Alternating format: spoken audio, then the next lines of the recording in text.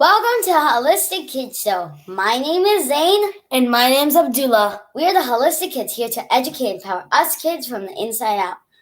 I don't know about you, but today was our first day of school, so we need all the energy we can get to deal with the computers. Teachers, siblings, parents, and all the craziness, everything new.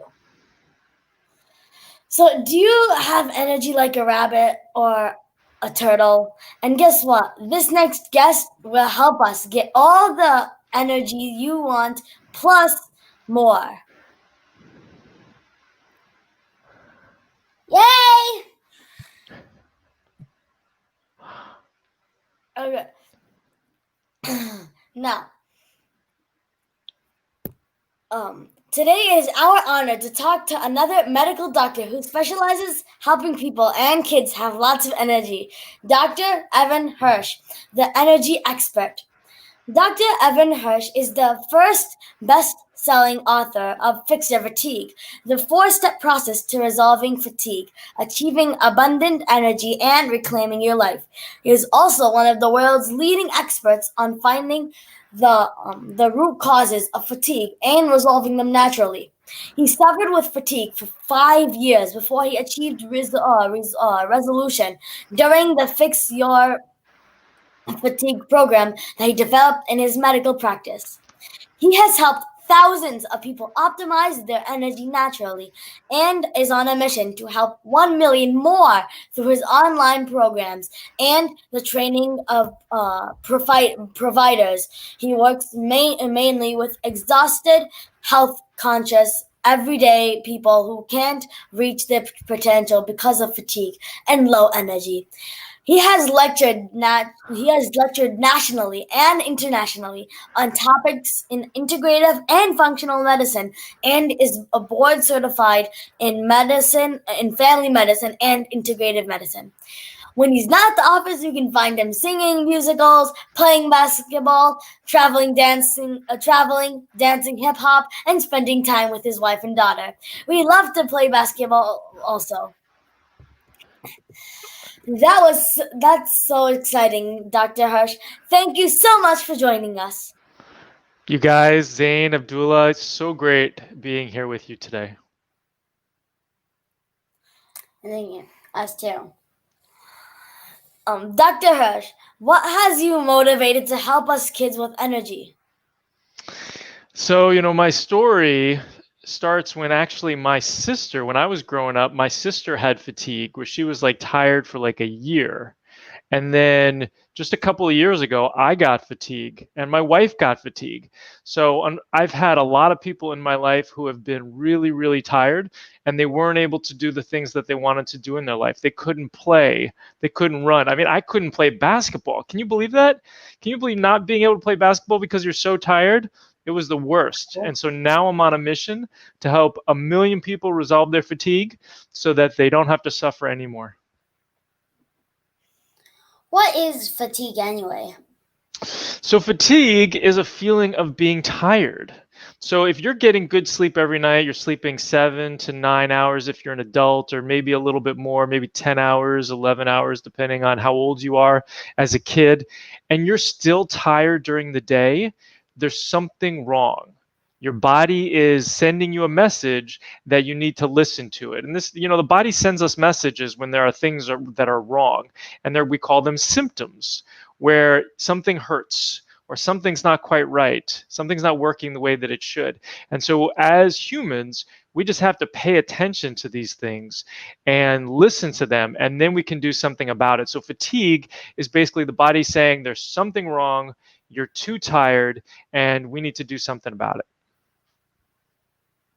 So we live in a house with 4 boys, so we know what energy is. Especially with this time, my mom sometimes wishes that we had a little less energy. But we do hear friends say that they are tired. It is possible for kids to be tired all the time. It is. It is. It is less common because kids have a lot of resiliency, and oftentimes it takes a number of stressful events to really cause the human to end up having an energy problem. So oftentimes what I see is that, you know, as somebody's story progresses through their life, that let's say they have a stressful upbringing. There's not enough food on the table, maybe. And then they get exposed to a moldy environment. And then they have mercury fillings in their mouth and they're absorbing a lot of mercury from that. Or they ate a whole bunch of tuna fish. That was my issue growing up. And they got mercury from that. Or they're constipated. I would go to the bathroom once a week and I didn't realize that was abnormal. So if they're not pooping every day, then that can be a problem for people. So it's a number of these things over their lives when all of a sudden the body says, I can't compensate anymore. I can't keep up with this. Boom. And they crash and they don't have a lot of energy. So it's less common in kids, but when it happens in kids, it's even more important to get it fixed because there's something really wrong. How does someone know that they have fatigue, and when should a parent be worried about it if they see their kids are tired? Yeah, that's a great question. So, there are different times in development for kids where sometimes they're going to be more tired. As kids get into their teenage years, all of a sudden they start to sleep in a little bit more. But it's any time that a kid is getting a good amount of sleep per night, around 8 to 10 hours, depending on their age, and they're still tired during the day. They're not able to do what they need to be doing.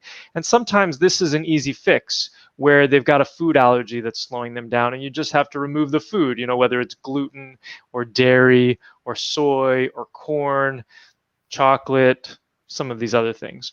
But sometimes there's other issues that are at play as well, like mold, like infections that have to be remedied. But generally, it's if your kid is tired all the time and they're getting enough sleep, then there's something you need to look at.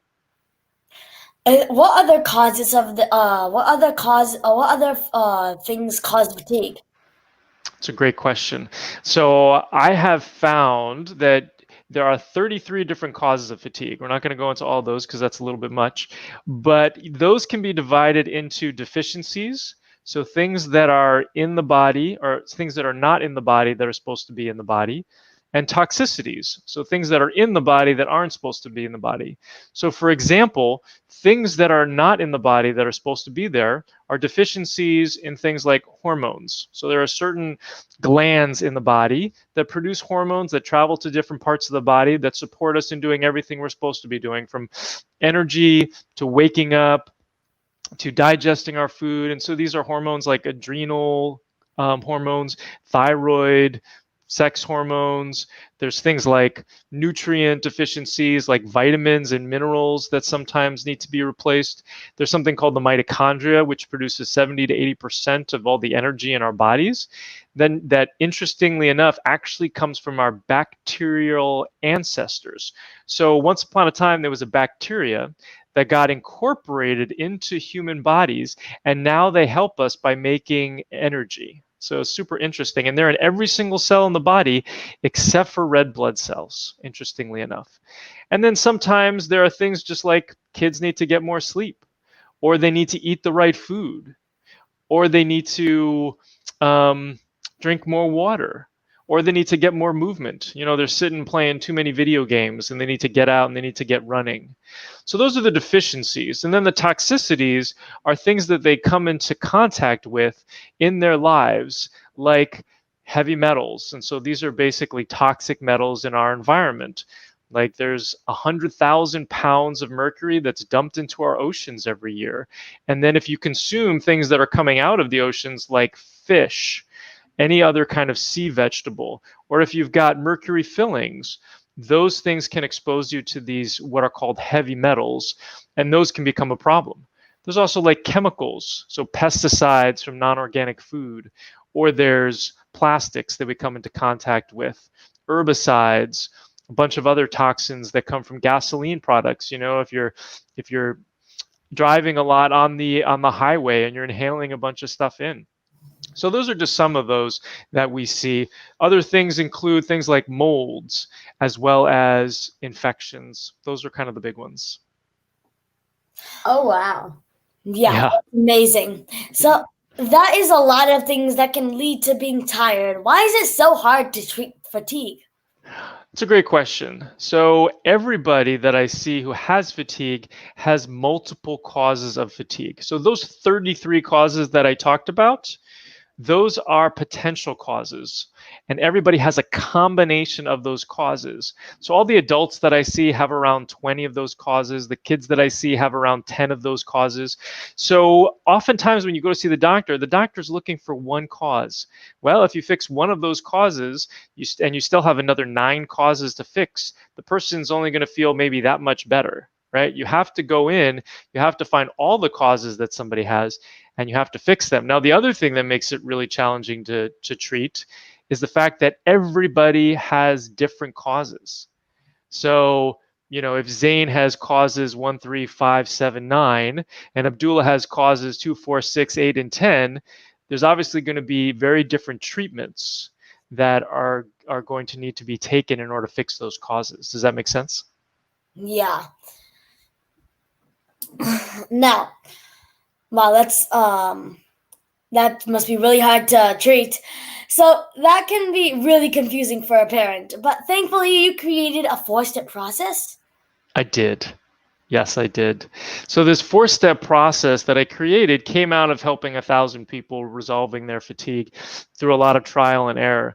Now, the first step is all about figuring out the cause, because as we just talked about, if you know what your causes are, then you can find the right treatment for those causes.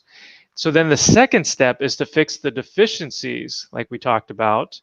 And then the third step is to open up the detoxification pathways, which is basically your ability to get crap out of your body. That's a medical term, crap.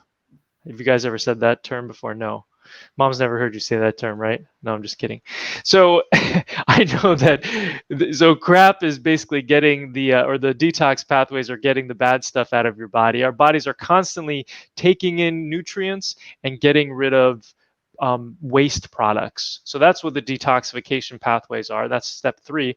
And then step 4 is removing all those toxicities, the heavy metals, the chemicals, the molds, the infections. And so it's going through that process that I find helps people be the most successful at resolving their fatigue. Yay. So where can kids start? So the most important thing that kids can do is to get back to where we were 100 years ago. What was life like before a lot of these modern inventions, before we had fast food, before we had video games? And you will really want to think about how your body moved and what you ate back in that time. So it's eating whole foods. It's eating lots of vegetables. Most of your plate should be vegetables. And then you can have some meat if you eat meat, and then you can have some other starches or rice or something like that. But you don't want to eat a lot of grains, and you definitely don't want to eat gluten. You definitely don't want to eat dairy. And those are kind of some of the fun foods. And so you want to make sure that you're still having fun with your food, but you just do it in a more natural way. Like, if I want to have a brownie, we have gluten-free, dairy-free brownies, right? And we're using more natural sugars to do that. So that's food, which is so important. Drinking lots of water is really important. And then there's movement. So making sure that you're moving every day. We are made to move in this form. We're made for playing basketball every day.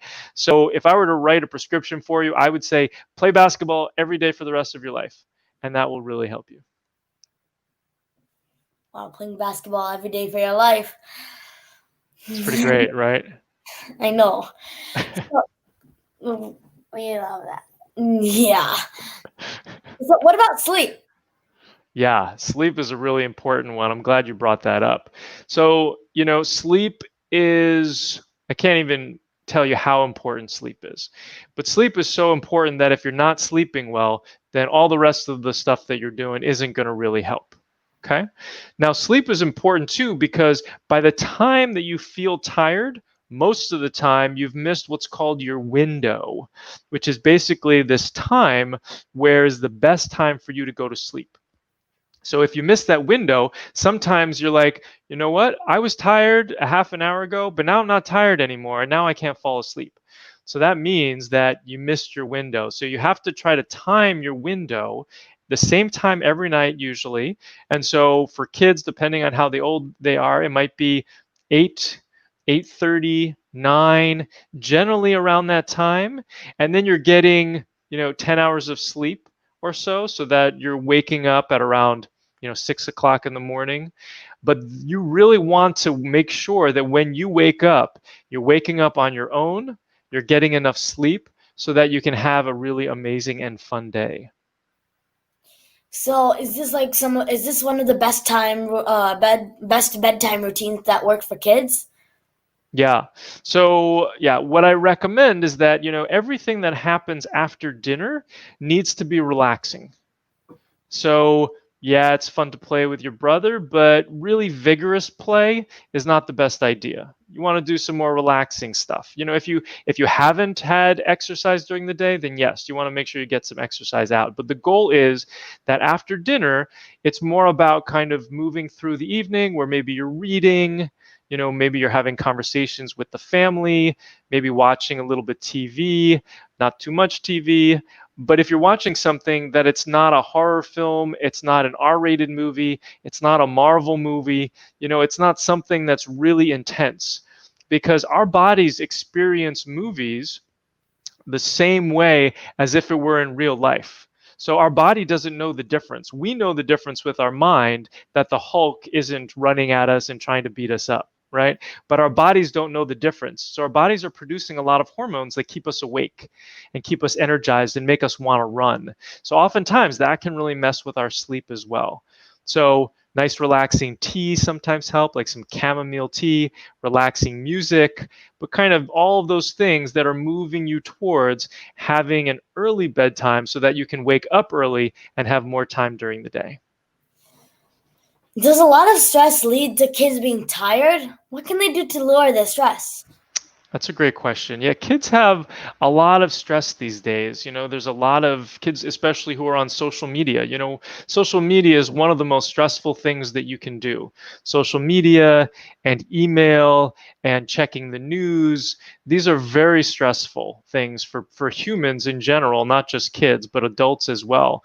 So one of the things that I tell people is that your brain is a goal achieving machine, which means that anything that you put in your brain is going to really influence how you see the world. Okay?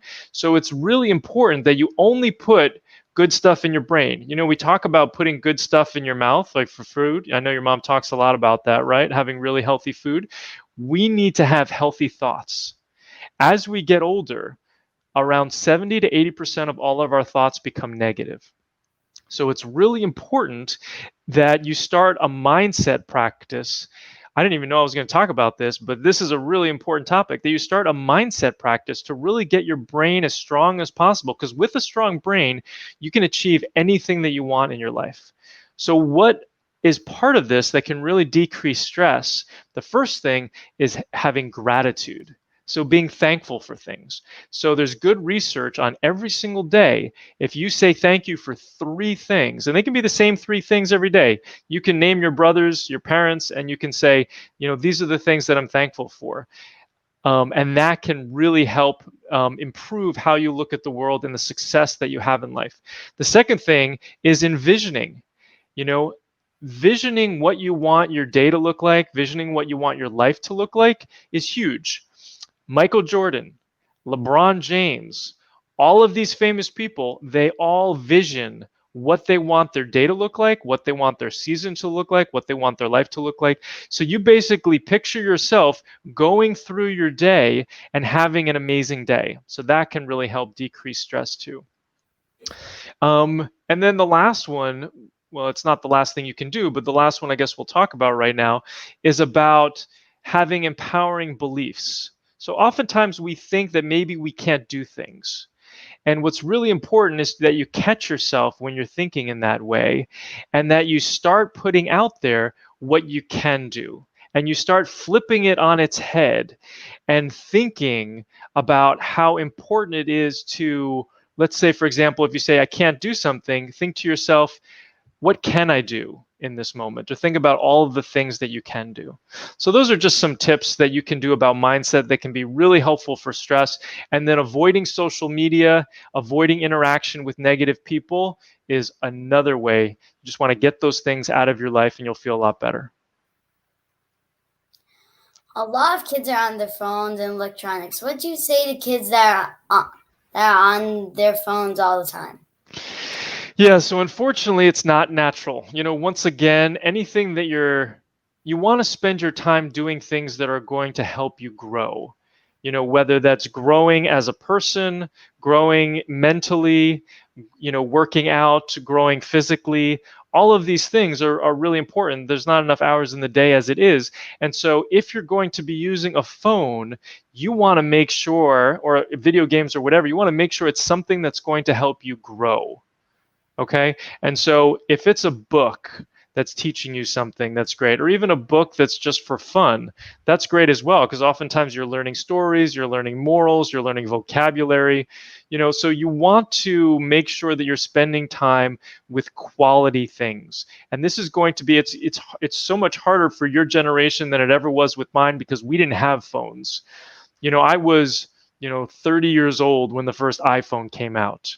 So I didn't grow up with those. And so you guys are going to have to learn how to manage all of this crazy technology, because it can make your life better, but you have to have a lot of willpower to choose the right thing for you to enable you to be the best human that you can be. So our lifestyles have so much to do with our energy. That's mind-blowing, right, Zen? Yeah, mine. But are there warning signs that the parents should look for? There are. Yeah, absolutely. So really any sort of dysfunction, if a kid is having a hard time sleeping, if they're constipated, if they're having belly pain, if they're not doing well in school, if they've got ADHD, if they've got, gosh, what else? I mean, really anything that's going wrong in a kid's life is, once again, it's a warning sign that parents have to pay attention to. And don't just think it's going to go away. Take a look, go back to the basics. What's the kid eating? Is the kid sleeping enough, drinking enough water, getting enough movement? It's huge.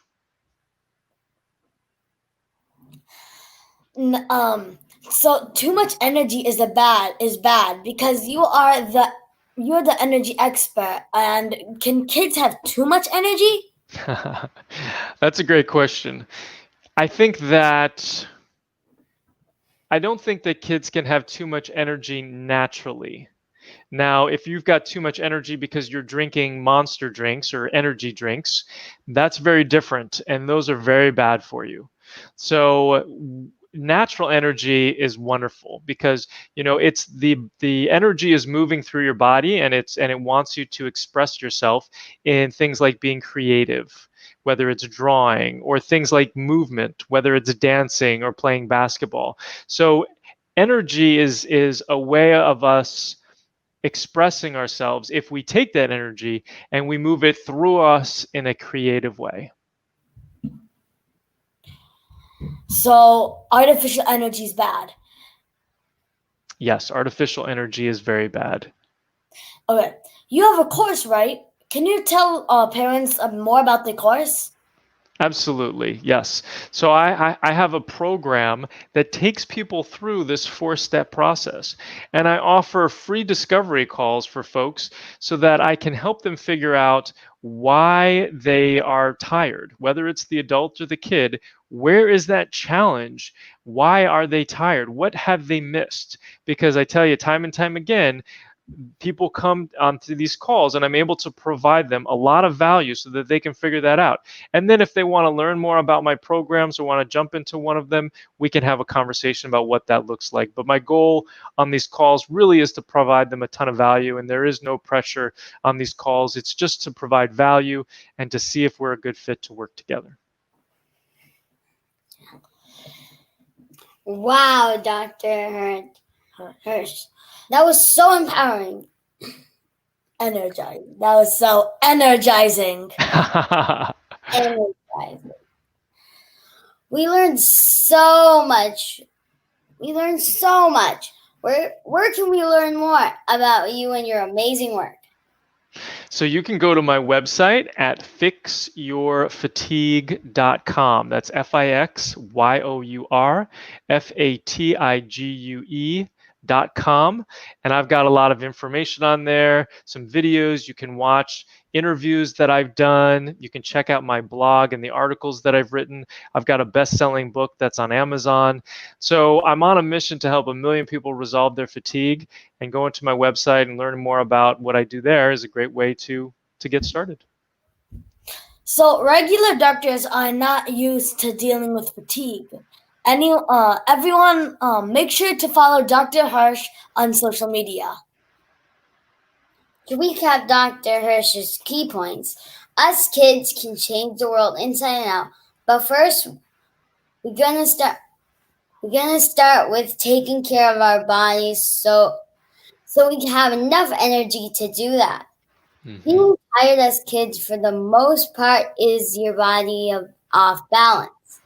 So you need to put your body back into balance by taking care of your body. Eat real foods. Eat real whole foods with lots of color. That color will give you the energy your cells need to work better. We love to make sure we eat every color of fruits and vegetables every day. Make sure you eat enough protein and healthy fats, but most of your plate should be veggies. Move every day and stay away from processed foods that will make you energetic for a short time, but will actually make your cells sicker and you will be more tired. So if you put junk food in your body, you will feel like junk. Remove gluten and dairy from your diet to see if that helps your energy. Especially with school in session, we need to give our bodies the rest it needs. So go to bed around the same time every day. Incorporate stress management techniques into your daily routine, like meditation, prayer, and mindfulness. Focus on gratitude. And if you're still tired all the time, make sure you go to a functional medicine doctor like Dr. Hirsch or my mom to find out what else could be going on. Thank you again, Dr. Hirsch. That was amazing. I think we are so much more energized. I know my mom will thank you. I bet. Well, guys, it was a pleasure. You did a wonderful job. Thanks for having me on. Thank you, everyone, for tuning in.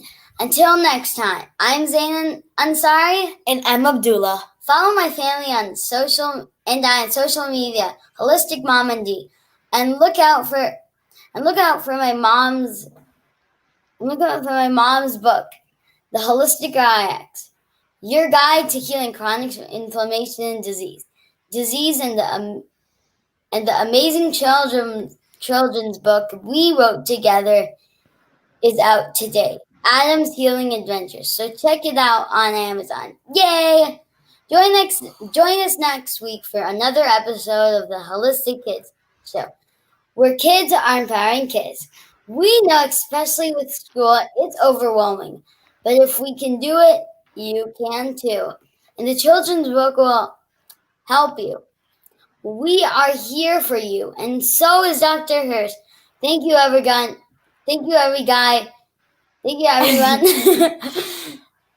Real healing for real life.